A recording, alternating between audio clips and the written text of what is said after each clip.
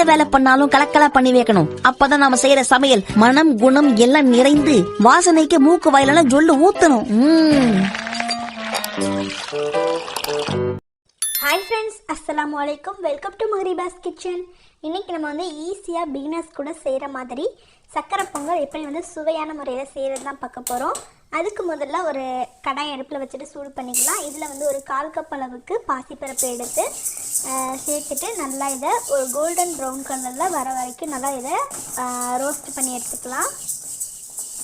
So இப்போ பாருங்கள், லைட்டாக வந்து பாசிப்பருப்போட கலர் சேஞ்ச் ஆகி வருது. இப்போ வந்து ஸ்டவ் ஆஃப் பண்ணிவிட்டு இறக்கிடுங்க. இன்றைக்கி நான் வந்து பச்சரிசி ஒரு 3/4 உலக்கு எடுத்திருக்கேன். 3/4 உலக்கு பச்சரிசிக்கு 1/4 கப்பு பாசிப்பருப்பு வந்து கரெக்டாக இருக்கும். இப்போ இது ரெண்டையும் ஒன்றா சேர்த்துட்டு ஒரு 2லேருந்து ஒரு 3 முறை வந்து தண்ணி ஊற்றி வாஷ் பண்ணி எடுத்து வச்சுக்கோங்க. அடுத்ததாக ஒரு குக்கரை வந்து அடுப்பில் வச்சுக்கோங்க. இதில் நம்ம வந்து ஒரு உலக்கில் வந்து 3/4 உலக்கு அளவுக்கு அரிசி சேர்த்துருந்தோம் இல்லையா, அதனால் 4 3/4 உலக்கு அளவுக்கு தண்ணி சேர்க்கணும். ஸோ இதே தான் நீங்கள் வந்து ஃபாலோ பண்ணிக்கோங்க. அரை உலக்காக இருந்தாலும் சரி, ஒரு உலக்காக இருந்தாலும் சரி, இதே மெஷர்மெண்ட்டை ஃபாலோ பண்ணிக்கோங்க.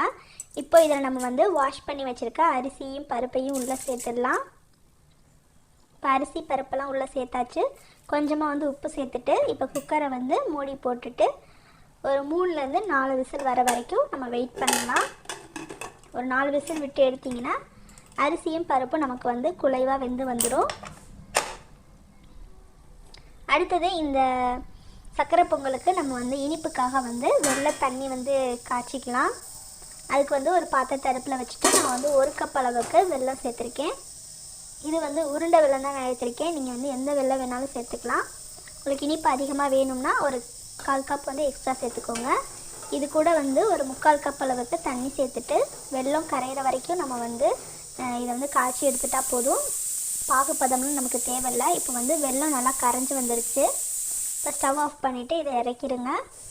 அடுத்தது நமக்கு வந்து குக்கர் வந்து விசில் வந்து ரெடியாக இருக்குது. ஸோ அதையும் ஓப்பன் பண்ணி பார்த்துடலாம். ப்ரெஷர்லாம் ரிலீஸ் ஆனதுக்கப்புறமா ஓப்பன் பண்ணுங்கள். இப்போ பாருங்கள், சாதம் வந்து நமக்கு ரொம்பவும் குலைவாக இல்லாமல் அதே சமயத்தில் ரொம்பவும் விதையாக இல்லாமல் கரெக்டான பக்குவத்தில் வெந்திருக்கு. ஸோ லைட்டாக விதையாக இருக்க மாதிரி இருந்ததுன்னா இந்த மாதிரி வந்து மேஷ் பண்ணி விட்டுக்கோங்க, மசிச்சு விட்டுக்கோங்க. அப்படி இல்லைன்னா இன்னும் ஒரு விசில் கூட எக்ஸ்ட்ரா விட்டு எடுத்துக்கோங்க. இப்போ இதில் நம்ம வந்து கரைச்சி வச்சுருக்க வெள்ளை தண்ணியை உள்ளே சேர்த்துடலாம். வடிகட்டி சேர்த்துக்கோங்க. இப்போ வந்து வெள்ளை தண்ணியை உள்ளே சேர்த்தாச்சு. இப்போ இதை நல்லா கிளறி விட்டுக்கோங்க. ஸ்டவ் வந்து ஆனில் தான் இருக்கணும். இப்போ பாருங்கள், வெள்ளை தண்ணி சேர்த்து இந்த மாதிரி நம்ம வந்து கலந்து விட்டாச்சு. அடுத்தது இந்த குக்கரை வந்து வேற ஒரு அடுப்புக்கு வந்து ஷிஃப்ட் பண்ணிடுங்க. இப்போ அடுத்ததாக ஒரு கடாய் வச்சுட்டு சூடு பண்ணிவிட்டு ஒரு 3லேருந்து 4 டேபிள் ஸ்பூன் அளவுக்கு நெய் சேர்த்துக்கலாம். நெய் உருகினதும் இதில் வந்து ஒரு 15 முந்திரி பருப்பு எடுத்து வச்சுருந்தேன். அதையும் உள்ளே சேர்த்து கோல்டன் ப்ரௌன் கலர் ஆகிற வரைக்கும் ரோஸ்ட் பண்ணி எடுத்துக்கலாம். ஸோ உங்களுக்கு நெய் வந்து அதிகமாக தேவைப்பட்டுச்சுன்னா நீங்கள் அதிகமாக சேர்த்துக்கோங்க. முந்திரி பருப்பு சேர்த்துட்டு லைட்டாக இது கோல்டன் ப்ரௌன் கலர் ஆகிற வரைக்கும் நல்லா நம்ம ரோஸ்ட் பண்ணி எடுத்துக்கணும். அடுத்ததாக ஒரு 20 போல் கருப்பு திராட்சை எடுத்துருந்தேன். அதையும் உள்ளே சேர்த்துட்டு லைட்டாக இது பால் மாதிரி வந்ததும் ஒரு 3 ஏலக்காயை நான் வந்து தட்டி வச்சுருந்தேன். அதையும் உள்ளே சேர்த்துடலாம். சேர்த்துட்டு ஒரு 2 தடவை நல்லா கிளறி விட்டுருங்க. கிளறி விட்டு இதை இறக்கி நம்ம பொங்கல் ரெடி பண்ணியிருக்கோம் இல்லையா, அதில் வந்து இந்த தாளிப்பை வந்து ஆட் பண்ணிக்கலாம்.